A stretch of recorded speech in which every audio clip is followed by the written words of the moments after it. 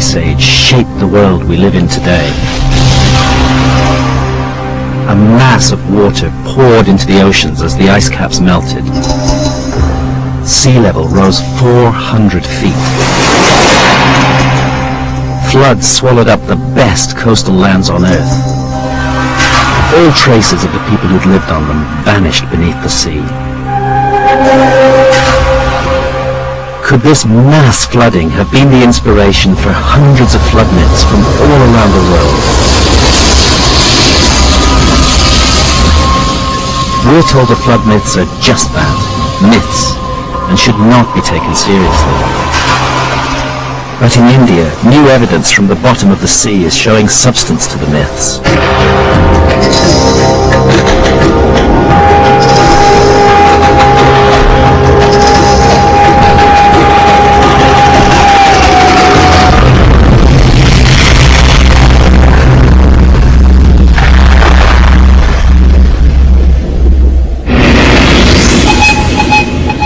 This is the Gulf of Cambay in northwest India.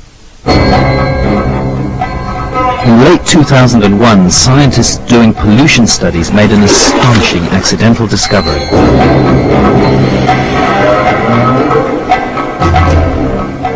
"25 miles from shore, at a depth of 120 feet, they picked up traces of two ancient cities covering a large area of the seabed. The discovery threatens to overturn everything that archaeologists have believed about the origins of civilization. They found two cities the size of Manhattan, with massive walls and plazas.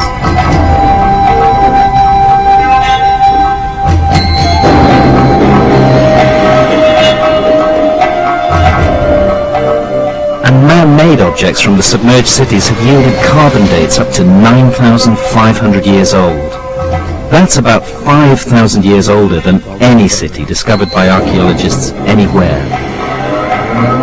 It means we could be dealing with a civilization lost at the end of the Ice Age. Perhaps even one of those that the flood myths speak of, which flourished before history began.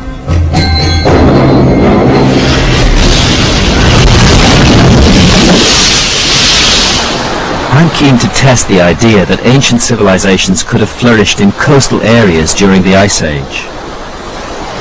When the ice melted and the seas rose, the floods obliterated the coastal civilization.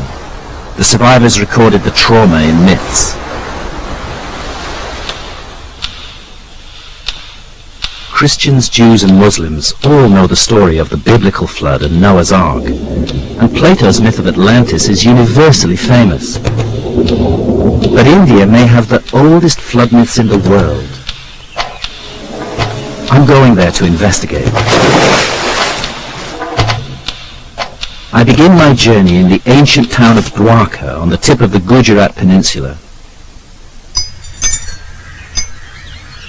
It huddles at the foot of a spectacular medieval temple dedicated to the god Krishna, the most famous of the Indian gods.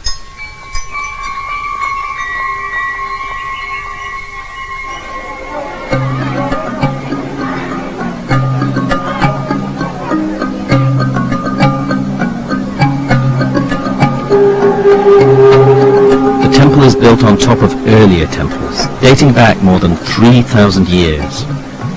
It commemorates a mythical city, said to have been established by Krishna before the flood and destroyed. On the same day that Krishna departed from the earth, the ocean submerged Dwarka.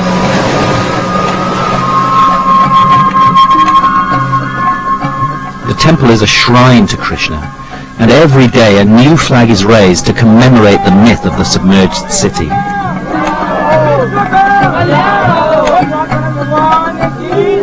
Every year, hundreds of thousands of pilgrims flock from all corners of India to mingle in its courtyards and bathe in the ocean's sacred waters. But would the myth point the way to an underwater find?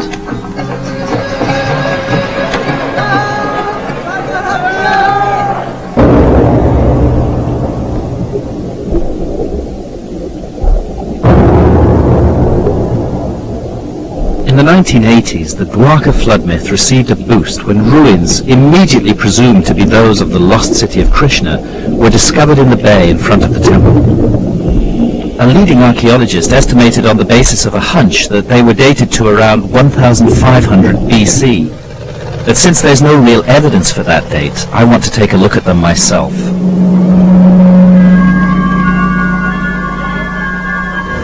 A group of marine archaeologists from India's National Institute of Oceanography have agreed to take me diving at Dwarka. This is Dwarka. Yeah. So we're moored over this concentration of ruins. So are these mainly individual blocks? Or are they individual buoys which we type for the particular structure. I see. Okay. So now the blocks are scattered. Yes. I'm working with marine archaeologists Sri Sundaresh and Dr. Gaur. There's no wall as such. Because we have to go down here and we should Can we follow the line of the ridge? Okay.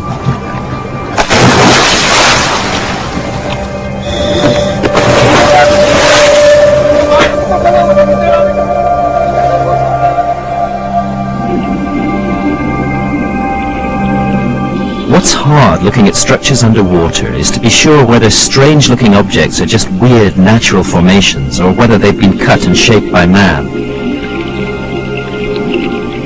It becomes clearer when you find clean-cut individual blocks like these. The next question with any underwater site is, how old is it? This site is so shallow and close to the shore that recent earthquakes could have submerged it, not necessarily rising sea levels at the end of the Ice Age. So it wasn't a big surprise to learn that Sundaresh and Gaur are now dismissing these finds that are nearly hundreds of years old.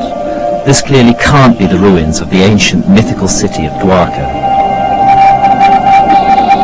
Stone anchors of a type made in India in the Middle Ages prove that the ships of that time once moored here. So